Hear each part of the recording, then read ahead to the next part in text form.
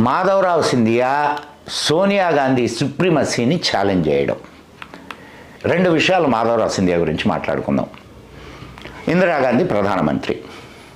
ఇందిరాగాంధీ మరణం 1984లో జరిగింది. ఎలక్షన్లు వస్తున్నాయి.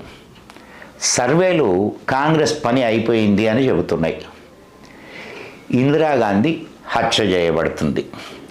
ఇక ఎదురే లేకుండా రాజీవ్ గాంధీ ఎన్నుకోబడతాడు.